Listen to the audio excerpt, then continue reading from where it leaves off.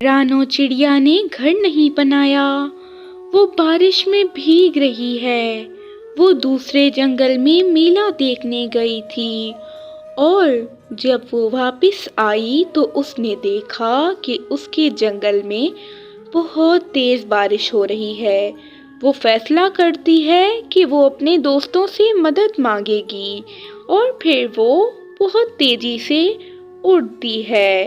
दूसरी तरफ उस जंगल में रहने वाली एक बहुत आलसी कौवी, जिसका नाम गोरी कौवी था, हमेशा की तरह इस बार भी किसी न किसी परिंदे के घर पर कब्जा करने के लिए उड़ रही है और ढूंढ रही है किसी परिंदे का घर। रानो चिड़िया सीधा तोते के पास आती है और उससे कहती है, अरे तोते भाई, मैं दूसरे जंगल गई थी मेला देखने। जैसे ही लौटी हूँ तो जंगल में बहुत तेज बारिश हो रही है। मैंने तो इस बार अपना घर भी नहीं बनाया। क्या आप आज रात मुझे अपने घर में जगह दे सकते हैं? कल सुबह ही सवेरे मैं अपना नया घर बना लूंगी।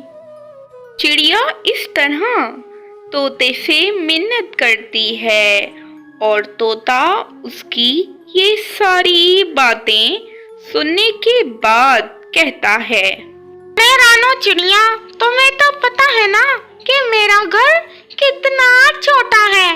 इस घर में तो एक अमरूद भी नहीं आता, तो तुम्हें कहाँ से रखूं? माफ करना, मेरे घर में जगह नहीं है, तुम जाओ कहीं और। तोता चिड़िया को साफ इनकार कर देता है और चिड़िया नाराज होकर वहां से चली जाती है। वो कबूतर के पास जाती है। उसे कबूतर से उम्मीद थी कि कबूतर उसे जरूर अपने घर में रखेगा।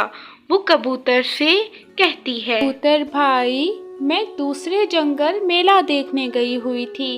अब जो लौटी हूँ तो जंगल में बहुत तेज बारिश हो रही है। मैं बहुत परेशान हूँ।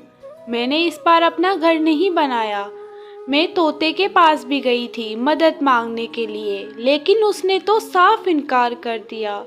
क्या आप आज रात मुझे अपने घर में जगह दे सकते हैं? मैं कल सुबह सवेरे ही अपना घर बना लूंगी। रानो चिड़िया की ये सारी बातें सुनने के बाद कबूतर उससे ये कहता है, चिड़िया दीदी, तोता गलत बयानी कर रहा है। इतना भी छोटा घर नहीं है उसका, रख लेगा वो आपको। जाकर उससे बात करें। मेरी तो बीवी ही गुस्सैल है, आपको वो नहीं आने देगी घर में। कबूतर भी तोते की तरह चिड़िया को साफ इनकार कर देता है। वो भूल जाता है कि उसकी बीवी की चिड़िया ने हर मुश्किल में मदद की है। पर चिड़िया हिम्मत नहीं हारती। वो वहां से चली जाती है और थोड़ा ढूंढने पर उसे एक छाता मिलता है।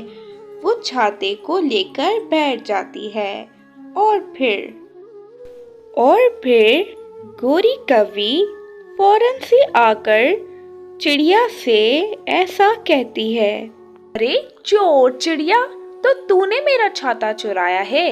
अब तो मैं तुझे नहीं छोड़ूंगी। कौवी चिड़िया को धमकाने लगती है। फिर चिड़िया कहती है, कौवी दी, ये आप क्या कह रही हैं? मैंने आपका छाता चोरी नहीं किया। कि तो मुझे दरख्त के पास गिरा हुआ मिला था और मैं ये भी जानती हूँ कि छाता आपका नहीं है।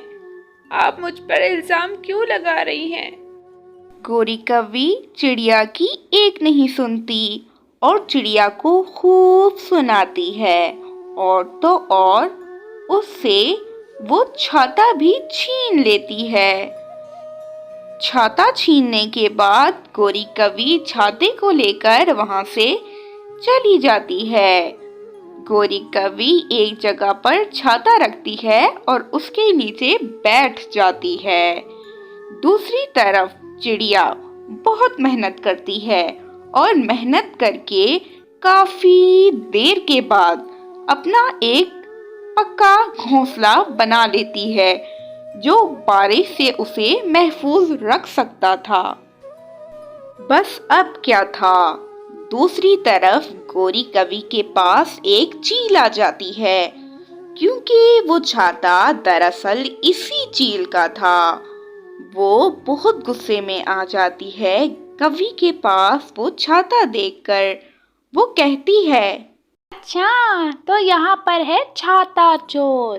तो तुमने हिम्मत की मेरी यानी कि शानी चील की छाता चुराने की। अब तो तुम्हारी खैर नहीं है बच्चों, तुम्हें अभी सीधा करती हूँ। तुम रुको जरा।